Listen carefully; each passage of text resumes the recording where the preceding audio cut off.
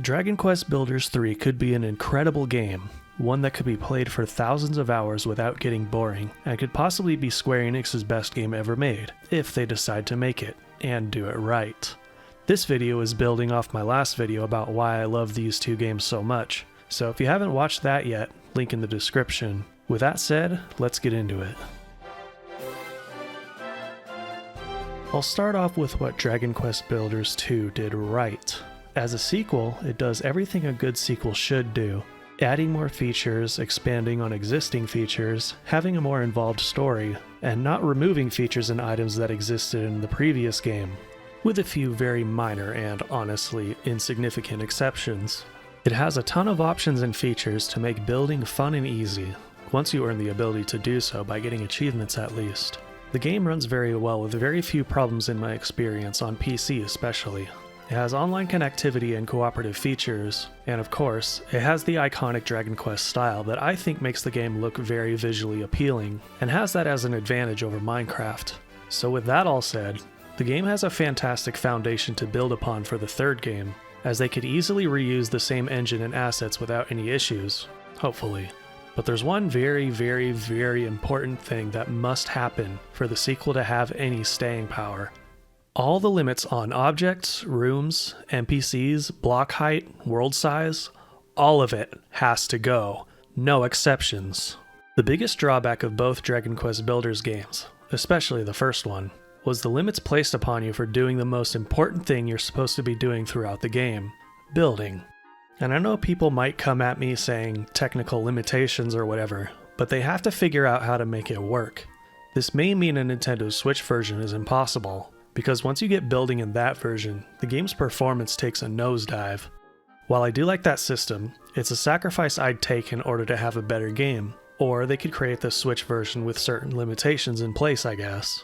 But I'd want for them to create the game with the PlayStation 5, Xbox Series X, and especially the PC in mind. Dragon Quest Builders 2 has almost zero mod support, and I personally believe it's due to the game not having the incentives for hardcore builders to come back to, because there are too many limitations. With all that in mind, one of the biggest reasons games like The Elder Scrolls, most notably Morrowind, have such long-lasting mod communities is that they gave everyone the tools for user-created content when they bought and installed the game by default, and more games on PC should do this. Dragon Quest Builders being no exception, and being the Minecraft-like game that it is, there's no reason to not give players these tools as well.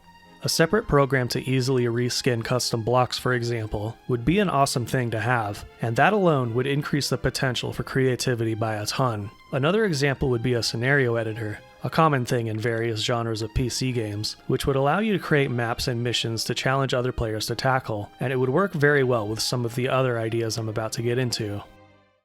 The absolute peak of Dragon Quest Builders 2, in my opinion, is the Moonbrook region.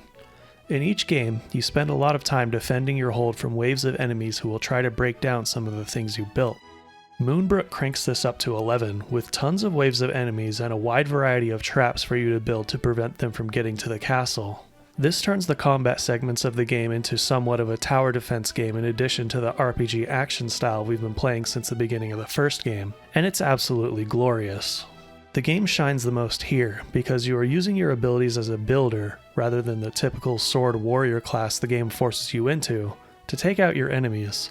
I would love to see the third game expand upon this even further, and the tools to make it more fun are already there, in the form of the blueprint system. The game could give you blueprints of large traps, watchtowers for archers, siege weapons, magic contraptions, walls, portals, and many other things to give yourself a tower defense style of combating everything, but with a massive degree of personalization, rather than the set-in-stone style of blueprints from the main story of Builders 2. You take these blueprints for each type of defensive structure, place them where you think they will work best, and let your villagers construct them for you over time. That there could give the game an incredible amount of emergent gameplay and replayability, blending various genres of video games together to make something very unique. It sounds complicated, but it doesn't have to be too difficult for the main story at least. But with these mechanics, what they could do is easily create tons of custom scenarios and side missions that would give people the real challenge if they want it. This could even include an optional survival mode that has endless waves of enemies until you and your party get taken out. This would be incredibly fun for those who like co-op too. And speaking of co-op, Dragon Quest Builders 3 should have expanded co-op features, although this may be tricky if mod support is strong as well. I'm not exactly sure how all this works, but I'd think that if two players have the same mods installed, they should be able to directly connect with each other in-game without any issues, right? I didn't get a chance to experiment with a co-op in the second game, so I can't comment too much on this, but there's one interesting thing they could do for those connected online. In Dragon Quest Builders 2, while adventuring out in the Explorer's Shores Islands, you'll come across random structures called Builderdom's Best Creations, which are basically replicas of things people built in the past that were selected in a contest or something. But I think this feature could be expanded into something much more interesting. Instead, these squares could be a 100 by 100 patch of land for players to construct a keep of sorts on, full of traps, enemies, and structures. When other players come across them, they will have the choice to challenge them. If they win, they get prizes in the form of rare materials and legacy items and stuff like that. And if they lose, the player that built it gets the prizes. The prizes could scale with the win-loss ratio of the thing that was built too. Obviously, that would require the player who built it to have beat it themselves first before it's submitted, but it would be incredibly fun to have this in the game. Kinda like Mario Maker, but for builders. While we're at it, they could always throw in a versus PvP mode just for giggles, because why not? With the tower defense and strategy building I mentioned earlier, this could be surprisingly intense and quite the spectacle. I suppose with all these online features, one way they could deal with mods is to have you load the game into default mode or mod mode, with the former allowing you to have access to all online features, and the latter only allowing you to use peer-to-peer connects with others with the same mods. I don't know. It would get messy with the save files and stuff, but I suppose that's just the price to be paid for having as much freedom as possible. Just saying. Now let's move on from the more technical aspects and talk about the story mode and setting, which means we'll be getting into some significant spoiler territory from here on out. We all know what Dragon Quest Builders 3 would take inspiration from, and thinking about how is what got my almonds activated when thinking about what kind of potential this game could have. Dragon Quest Builders 1 is set in the world of the first Dragon Quest game, Alefgard, and draws most of its content from the events and setting of that game. Dragon Quest Builders 2 is set in a world parallel to Torland of Dragon Quest 2. Naturally, Dragon Quest Builders 3 would be directly drawn from the world of Dragon Quest 3, and this world is a bizarre one, with its overall shape vaguely yet obviously resembling that of our Earth, with a lot of very similar cultures throughout. It's a bit comparable to Golden Sun if you've played that. This vast world has no name, and is just referred to as the Overworld. But with every overworld, there is also an underworld, and that underworld is none other than Alefgard from Dragon Quest 1 and Dragon Quest Builders 1. That fact alone should get your noggin jogging as to the amount of potential this game has for its story, and while thinking about it myself, I had an incredible idea. An idea that was toyed with a little bit in Dragon Quest Builders 2 actually.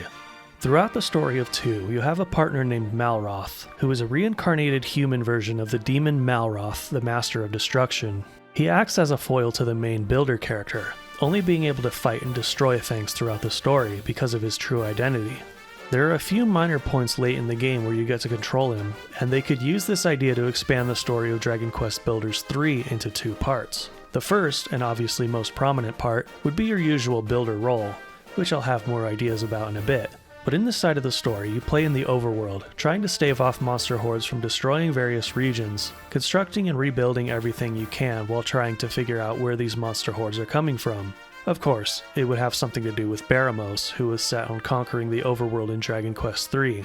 Meanwhile, you have a second main character who is a resident of the underworld, Alefgard, where you play in many familiar zones to those from Dragon Quest Builders 1, but under the cover of Zoma's darkness. He could be a fallen hero, acting as Zoma's faithful servant, set out to keep Alefgard under his control, using your powers of destruction to raze and demolish everything that stands in opposition to his rule. Eventually, the Builder and Destroyer would come head-to-head in an epic confrontation of building versus destruction, using all of the game's mechanics to your advantage. That's when Zoma would make his move in the overworld, and I honestly haven't thought that far ahead, and this whole idea is kind of a spitball, but damn. There's so much potential here. Zoma especially is an intimidating, extremely powerful villain, on the level of those from Dragon Ball Z, unlike the derpy Dragon Lord and Hargon, even though Hargon is kind of a ruthless savage, just saying. and the stakes of the story could be immensely higher and far more epic than previous games. But there's one thing I'd want this game to pull from Dragon Quest III more than its story, and it's the game's character class system. In both Builders games, you are forced into one class, which is basically the hero/warrior class, but with building abilities. This is also true in Dragon Quest III, but only for your main character. The rest of your party are all customizable characters of various classes you can mix and match as you please. If they went with my idea for the story earlier, you wouldn't have to use the hero class at all, as it would be taken by the secondary protagonist. Instead, we have 8 main classes and the powerful Sage class that is unlocked later on. So let's go over the classes in order of difficulty. Firstly, you have the Builder, the obvious carryover from previous games, but with a few differences. Using this class would technically be the easy mode for the story, as you would have various bonuses to building that unlock much faster than other classes. The Builder would use their hammer as a weapon, as well as two-handed weapons such as the Great Axe, instead of the sword and shield like they do in previous games, making them a high damage but slightly high risk chaotic melee character. The Warrior class would use swords and shields like in previous games, but also spears and blunt weapons, and would be able to block with high defense. This way, shields can actually be functional in this series, rather than just providing a defense bonus. Warriors would act as the tanks, drawing enemy attention and taking hits for the other party members, while being able to deal a decent amount of damage even while surrounded. The Martial Artist class would use their fists and claws to deal lots of melee damage very quickly to a single enemy. They would draw the enemy's attacks a lot, but be faster and more agile than the other characters, being able to get out of the way of attacks more effectively than other classes. The Thief would be a high agility class like the Martial Artist, but with the ability to use whips, chains, and other weapons to deal melee damage over a wide area, making them very useful at fighting weaker hordes. They would also have the ability to use ranged weapons and steal more drops from enemies. The Priest is the support class, naturally, and they would be able to heal and buff party members. While out battling enemies as this class, you would spend less time attacking than any other class, and you would focus on helping your other members while they fight instead, which would give the game's combat a very different feel and strategy. The Mage would obviously use magic to attack in large areas of effect from a distance, while avoid getting hit. This is where the game would get a bit more tricky, as you will have to be patient and careful where you decide to cast, as you can get interrupted. Dragon Quest III had a Merchant class too, and I'll get into how gold and stuff would work later. But basically the Merchant is a fairly weak class with no real strengths or weaknesses, but with the ability to find more gold and stuff from enemies and treasure outside of battle. Using their treasure sleuthing abilities wisely could net your party more advantages early on that wouldn't be possible otherwise. Lastly, we have the Gadabout or Jester, which is basically a random character who doesn't always do what the player wants, and will occasionally be a detriment to the party. Going into the game with this class is essentially the game's hardest mode, as you will not be able to keep up with other classes in terms of performance, but if you get lucky, you can have some unexpectedly hilarious results. As for the Sage class, I was thinking it should be reserved for a late game party member in the story mode, as it's basically a combination of the Mage and Priest, which would make things a wee bit too easy unless it was nerfed heavily. Throughout the game, there could be various other story characters who have similar stats to the other classes, but maybe with a tweak or two to make them unique. Using this class system would mean that the variety of weapons you can use would increase dramatically compared to previous Builders games, and that alone would make the combat immensely more enjoyable. Not just because I have a bias against swords or anything, just saying. The magic system would have you learn the iconic spells from Dragon Quest 1 through 3 as you level up, with the Mage and Priest learning the most of them. It's kind of a pet peeve of mine, having a magical fantasy world to play around with, but the game doesn't let you use magic. The combat is one of the weaker things about Dragon Quest Builders, as you spend pretty much every enemy encounter spamming the same 1-2 slash on every enemy over and over and over and over and over and over. Why are we still here? Just to suffer? Trust me, it gets old after spending hundreds of hours in the game, just saying. Moving on from that, they could introduce a gold and trading system in the game, which we haven't seen yet. Basically anything you craft, such as equipment, food, furniture, and magical items, can be sold for money, which would allow you to purchase foreign materials and other rare items from traveling traders, and if you pick the merchant class, you'd get somewhat better deals. In Dragon Quest Builders 2, the main form of pseudo-currency you had were the hearts dropped by NPCs, which you used to unlock new random islands to sail to, so the gold system I have in mind could replace that, I suppose. And what would a Dragon Quest III inspired game like this be without sailing? In Dragon Quest III, you do spend a lot of time going to place via boat, so naturally it would be cool if they could include a boat building system too. Basically, you have a shipyard structure that you build, and depending on the size, you can design a boat with wooden blocks within the shipyard's designated zone. Then you'd get to take the boat out to sea, to the other islands in the game. Maybe we're getting a bit too ambitious here, but maybe the boats could have armaments and be able to attack and damage one another. Man, there's so many things they could do with this game. But there's one thing I didn't really care for in Dragon Quest Builders 2, and it was the fact that the game rewards you with infinite supply of materials, which kinda defeats the purpose of one of the aspects of the game, and also gets annoying when you keep getting those materials in your inventory every now and then. My solution to this would be to have NPCs go out and gather materials for you instead, perhaps by paying them with the money system, so you could still have a limitless supply, if you want it that is. This way, they could get you those materials that were really annoying to gather in large quantities, such as meat, because your cats and dogs at home just rip and tear through your supply so damn fast. And if having a ton of raw materials in your inventory gets annoying, they could just add a stockyard building to contain all of it. Ultimately, all these neat features would have to mean that the scale of the overworld would have to be increased even further than it was from Dragon Quest Builders 1 to 2. Depending on how they do it, it's possible to make each zone more open, allowing you to tackle various objectives in whichever order you choose. For a sandbox game, the campaigns sure did feel quite rigid and guided most of the time, which doesn't mean it was bad, but there could be more room for player choice, especially in those dialogue options. I really liked Malroth's idea of using Lulu as a human sacrifice, just saying. Anyway, that covers most of the major stuff I'd like to see. Here's a rapid fire of smaller ideas that could also add to the game. Dragon Quest III has quite a few interesting aerial enemies, the ability to fly around on a giant bird creature, and even a post-game dungeon in the sky in the remakes. Maybe there could be some aerial combat mechanics somehow. Not sure how it would work, but just throwing it out there. We should be able to assign NPCs to tasks manually, or give them a different work rate. They tend to flood my chest with things nobody needs very quickly otherwise. A hard mode. Neither game is very difficult, so a hard mode would be very welcome. Currently, the only in-game survival element is hunger, but maybe that could be extended to other things including thirst, energy, etc. on hard mode.